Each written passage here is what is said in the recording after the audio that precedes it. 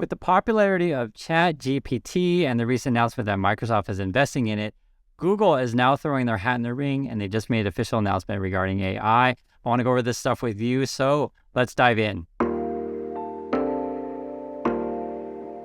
So here it is, the message from Google regarding AI and their announcement. A message from our CEO, an important next step on our AI journey. This is dated February 6th, 2023 from Sundar Pichai. And I want to go through these things with you guys and share some thoughts. AI is the most profound technology we are working on today, whether it's helping doctors detect diseases earlier or enabling people to access information in their own language. AI helps businesses and communities unlock their potential. And it opens up new opportunities that could significantly improve billions of lives. That's why we reoriented the company around AI 6 years ago, and we see it as the most important way we can deliver on our mission, which is to organize the world's information and make it universally accessible and useful. And this mission of Google, I've always been a big fan of. One of the things that I think is cool is like, say, Google Translate, where you can translate from one language to another, basically just like right away. And this is something that their technology has always been really good. Their Gmail's always been solid. Also, this idea that, for example, we could access libraries from all around the world and then translate it into your own language is fantastic. And, they're saying they've been doing this quite a long time. The interesting thing about this whole AI stuff is it isn't necessarily new because, we have all these AI assistants already, as you guys know, on your phone. And also, too, this sort of craze, this really started with ChatGPT being made to the public. And this sort of competition is only good for consumers, in my opinion, right? More competition, good for consumers. However, it is going to be a real fist fight, I think, when you have essentially heavyweights, Microsoft and Google, going at each other. Let's keep reading here. Since then, we've continued to make investments in AI across the board, and Google AI and DeepMind are advancing the state of the art. Today, the scale of the largest AI computations is doubling every 6 months, far outpacing Moore's law, which I believe is the like every couple of years, transistors will like double in speed or something like that. So, in fact, I looked up Moore's law here. We'll get the exact definition. It says, Moore's law states that the number of transistors on a microchip doubles every 2 years. The law claims that we can expect the speed and capability of our computers to increase every 2 years because of this, yet we will pay less for them. So the idea is, costs will come down and efficiency will go up, essentially. And they're saying with AI, it's like the amount of computations it can do is like doubling every 6 months, which is unreal. So this is something that is moving very, very fast. I'd recommend any young people, if you're interested, and not sure what you want to do with the rest of your life, I think AI is a pretty good field to be in, to be perfectly honest. Let's keep going on more of this stuff as well. At the same time, advanced generative AI and large language models are capturing the imaginations of people around the world. In fact, our Transformer research project in our field defining paper in 2017, as well as our important advances in diffusion models, are now the basis of many of the generative AI applications you're starting to see today. And I think one of the cool things about this whole sort of AI revolution is just sort of how public and how open it is, and this idea that it's going to increase people's information. I know there's a lot of fear out there about AI, but I think this technology, you got to embrace it the same way that, for example, when Google first offered their search engine, and I'm sure all the schools at the time, because I remember it. It was funny because I was sitting in class as I was in college, and I remember people were like, "Oh, I just Googled you," and I was like, "What is that? Because I mean, do I Google you? Did you Google me? Are you saying a bad word to me? Google you?" Became part of our sort of lexicon. And I think AI is just going to be a natural part now. Like I said, I say so many times on this channel, be prepared for the changes coming in the future and take advantage of them. Don't fear them, take advantage of them. So that's sort of the kind of perspective I have on this. So let's read more of what they have to say, though.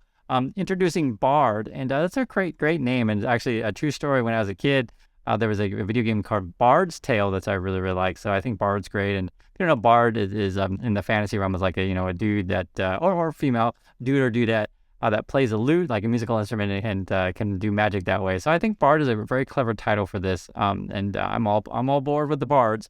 Okay, let's keep going here. It's a really exciting time to be working on these technologies as we translate deep research and breakthroughs into products that truly help people. So Bard's a great name. Let's keep going here. That's the journey we've been on with large language models. 2 years ago, we unveiled next-generation language and conversational capabilities powered by our language model for a dialogue application, or they're calling it Lambda. And in fact, they did a demo of Lambda, which I've been playing for you guys the video this whole time. It's a pretty cool thing. And the one of the things I mentioned that was always really impressive is this idea that it could be your assistant. You can say, hey, make me a haircut appointment, and call a hairdresser for you and schedule the whole thing, because essentially AI is getting good at language. But you guys already know this from, say, something like the assistants on your phone, either the Siri or the one in Amazon, or the Hey Google thing. So this has already been technology we've been using. Just I think the sort of revolution is ChatGPT is making it free, and it's doing much more than just asking it simple questions. It's doing writing for you, generating images, all these kind of things. So let's see what else Google has to say. We've been working on an experimental conversational AI service powered Lambda that we're calling Bard. And today we're taking another step forward by opening it up to trusted testers ahead of making it more widely available to the public. That's key, to the public, in the coming weeks. And this is the one thing I've been wondering for a while is ChatGPT, Google Bard, these things, are these going to be free? That's a really, really interesting and important question, because we're talking about a lot of computations. Now, when I use Google, or you use Yahoo search, whatever search engine you use, it is free for us to use. However, the cost that we pay, or the price we pay, essentially is we're being routed to things that they want us to see, or that would be one. That is a cost, right? Because so for example, I type in what is the best shoes to buy, or I type in what is the best shirt to buy, I type in whatever. Google has a lot of power with that, right? And with that comes essentially kind of the cost, you could call it the opportunity cost, right? By searching on Google, I lose out the opportunity from searching another engine that would give me different suggestions. And so I think that is one price where one entity controls sort of which information we see. And this is just the reality how these things work, right? Anything that is, quote, for free, you are the product. I'm sure you guys understand that concept from understanding social media. And I just wanted to mention that to you. I'm not saying it's bad, because the reality is, right, they got to run a business over there. And so I don't expect to have, great technology like Google to be completely free. I do expect something. And so this is sort of what I've been wondering, if, say, ChatGPT, say Bard, if they end up doing like a monthly fee on something like this, I wouldn't be surprised, because the amount of computing power needed to run this thing is quite a bit. And things cost money. And so I'd be curious your guys' thoughts on that, if you'd be willing to pay for this kind of thing. Or do you think sort of like Microsoft and Google are going to have to race to the bottom to get the lowest prices possible and stick with that sort of ad model, or guided search model? We'll see. Let's keep going on, but I just wanted to share some thoughts on that subject. Bard seeks to combine the breadth of the world's knowledge with the power, intelligence, and creativity of our large language models. And we've already seen this with ChatGPT writing essays and things like this. It draws on information from the web to provide fresh, high-quality responses. Bard can be an outlet for creativity and a launchpad for curiosity, helping you to explain new discoveries from NASA's James Webb Space Telescope to a 9-year-old, or learn about best strikers in football right now, and then get drills to build your skills. One thing that was cool when they were demoing the Lambda thing, they were using it for like a creative writing thing, saying like, what would it be like to be at the bottom of the ocean? What would it feel like? And then, they would give you a description, or you could write, ask it a question like, just for example, what would it be like to, run out of oxygen on the moon? What would happen to me, right? like these kind of sort of what ifs, or imagine is the word that they're all using, I think are really, really interesting. And especially for a kid who has crazy imaginations. And if you guys have ever been around kids, they have tons and tons of questions. So, they're already just giving you some different sort of like scenarios where you'd be using it. What else did Google have to say here? So this is sort of the, this is sort of, they're just kind of demonstrating the symbol. And I wonder if that's going to end up being the symbol that they use. This is how they're looking at right now, is like a little what do you want to call it? A little airplane thing. And this may or may not be the final design. I do like this minimalism, though. I think this is probably the way to go, and just keep it focused on the text and easy to read too. Okay, so use Bard to simplify topics like NASA, right? Let's keep going. We're initially releasing initially with our lightweight model version of Lambda. This much smaller model requires significantly less computing power. Interesting. Okay, so essentially the faster these things will be, the more computer power it's going to take. And I think in this regard, like eventually if we're all going to get these things on our phone, et cetera, we're going to just have to keep, doubling the power of our processors, et cetera. And also too, you're going to have a lot of energy concerns. So I think, just sharing out loud, I think the need for energy will never go away. The need for processors will never go away. And this is just more over these kind of things. This much smaller model requires significantly less computer power, enables us to scale more users, allowing more feedback. Okay, so they're putting out a limited version to try to get more people on the thing. It's basically how like as quickly as possible. We'll combine external feedback with our own intentional testing and make sure Bard's responses meet a high bar for quality and safety. and groundedness in the real world information. So the safety one's important. I understand, because we talk about this, the topic on the channel, like on Twitter and the free speech stuff and that. Just think about this, just for example. If you type in, what's a recipe for apple pie, and for example, Google Bard, gives you something that's poisonous, like for example, that would be a real problem.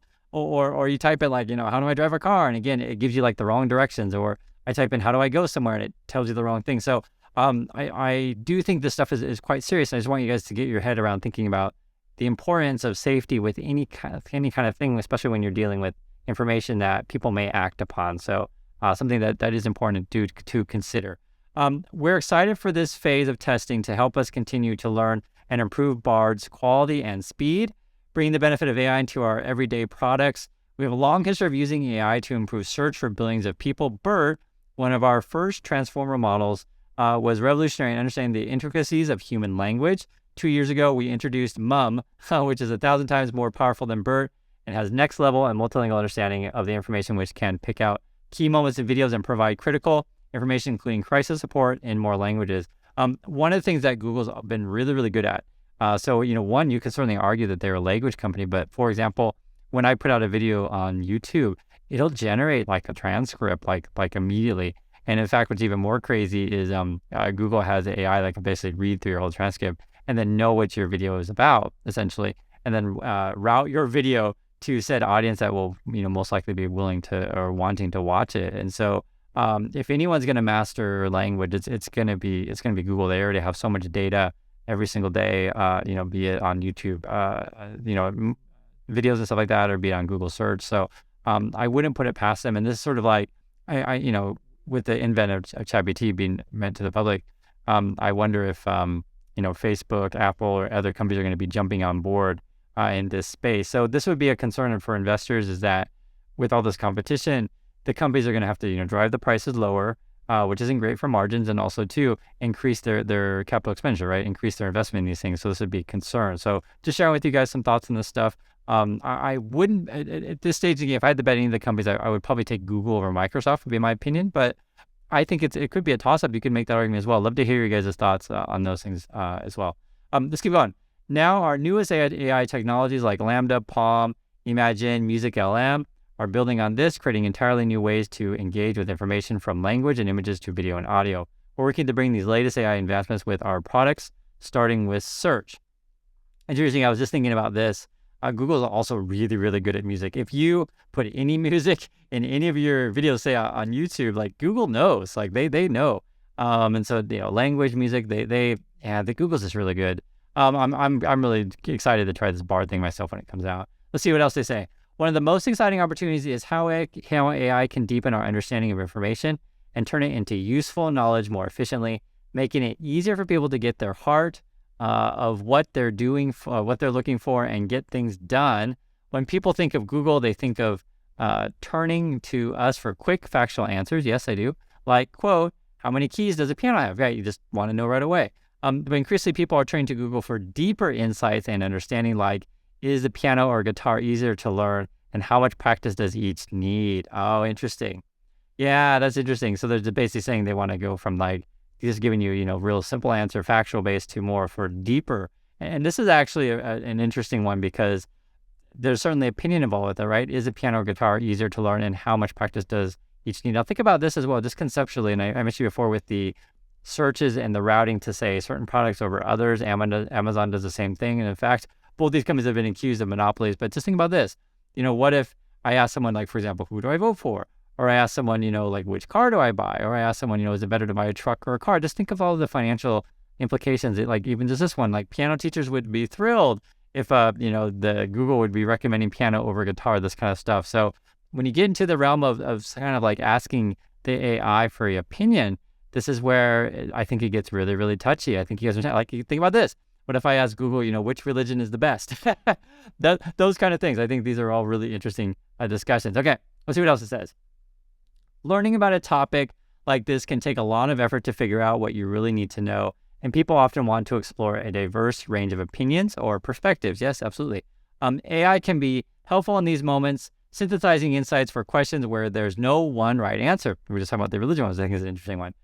So you'll see AI-powered features in search that distill complex information and multiple perspectives into easy-to-digest formats so you can quickly understand the big picture and learn more from the web. Whether that's seeking out additional perspectives like blogs from people who play both piano and guitar, or going deeper on a related topic like steps to get started as a beginner. These new AI features will soon begin rolling out on Google search soon.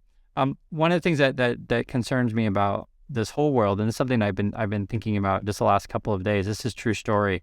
People have been writing in the comments just recently, and this last couple of days, where my videos haven't been showing up in their feed. They say, "Hey, Chris, are your videos being suppressed or stuff like that?" And I don't know. I don't know the answer, but I wonder, because a couple of people have been mentioning that in comments.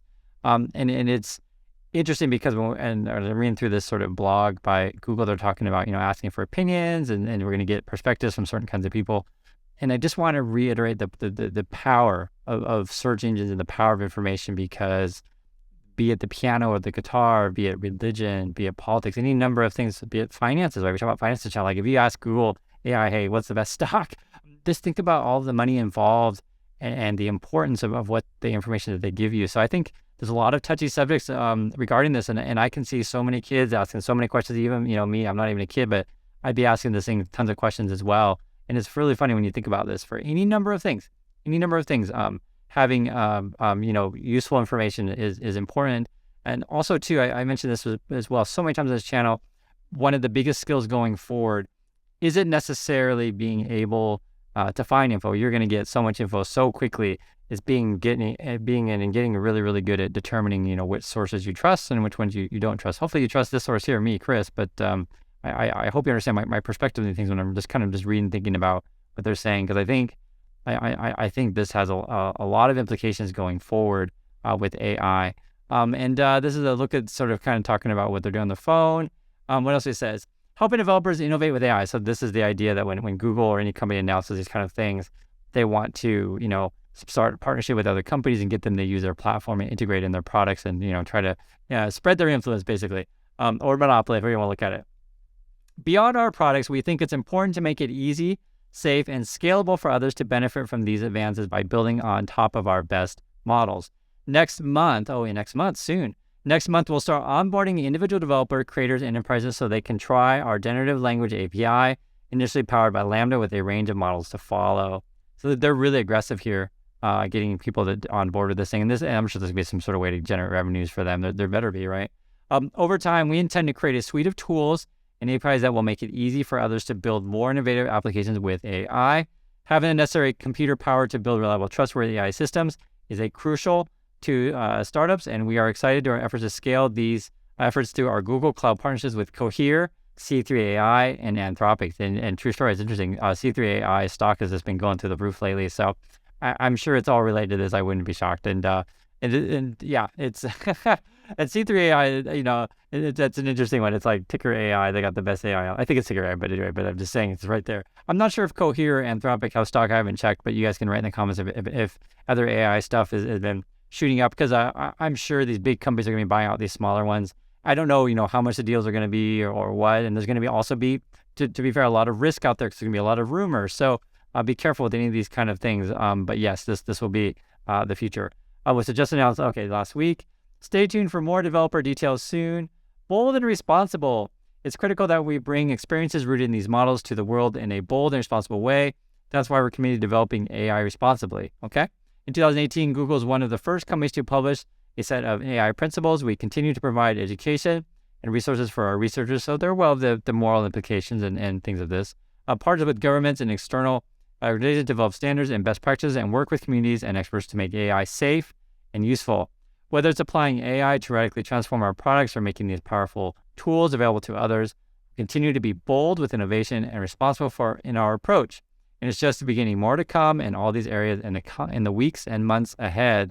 So that's it. I just shared some thoughts with you guys. Love to hear you guys' thoughts as well. This is coming soon, both for the public and developers. And let the AI wars begin.